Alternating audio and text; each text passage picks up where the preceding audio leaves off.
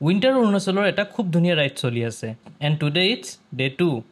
আগৰ ভিডিঅ'টোত চালে নগৰৰ পৰা চেৰগাঁও আহিছোঁ গাঁৱতো সুন্দৰ পৰিৱেশটো চাম বুলি ৰাতিপুৱা সোনকালে উঠি ওলাই আহি যি চালোঁ শব্দত বৰ্ণনা কৰিব নোৱাৰি আৰু ইয়াত এটা অদ্ভুত বস্তু দেখা পালোঁ বাছ ষ্টেণ্ডত বুক শেল্ফ বাইকটো কোল্ড ষ্টাৰ্ট দি লাগেজটো বান্ধি আজি ওলাই পৰিলোঁ জাৰ্ণিটোৰ ছেকেণ্ড ফেজলৈ ফটো দুটা ক্লিক কৰি চেৰগাঁৱত থকা কিছুমান মনেষ্ট্ৰী চাব ওলালোঁ অফ ৰোড ৰাস্তালৈ ৱাটাৰ ক্ৰছিং কৰি কেতিয়া যে ৰাস্তাই হেৰাই পেলালোঁ গমেই নাপালোঁ এজনক সুধি সঠিক ৰাস্তা বিচাৰি আহি পালোঁ পুৰণা বস্তি গম্পা আৰু প্ৰায় 500 ইয়াৰ্ছ পুৰণা এটা মনেষ্ট্ৰী আজি মোৰ প্লেন চেৰগাঁৱৰ পৰা মণ্ডালা হৈ দিৰাং বাট এই জাৰ্ণিটো যে ইমান এডভেঞ্চাৰাছ হৈ পৰিব ভাবাই নাছিলোঁ মণ্ডালাৰ ৰাস্তাটোত অলপ আহোঁতে পিছৰ পৰা গাড়ী এটা আহি এডভাইচ দিলে দিৰাং হৈ যাবলৈ আৰু ক'লে এই ৰাস্তাটো একদম নিজান প্ৰব্লেম হ'লে একো হেল্প নাপায় এডভাইচটো মানি বাইকটো ঘূৰাই ল'লোঁ দিৰাঙৰ ফালে ধুনীয়া চিনাৰী আৰু ৰাস্তাটো এনজয় কৰি মণ্ডালা যোৱা ৰাস্তাটোত প্ৰায় 5 কিলোমিটাৰ চলোৱাৰ পিছতে হ'ল কাণ্ড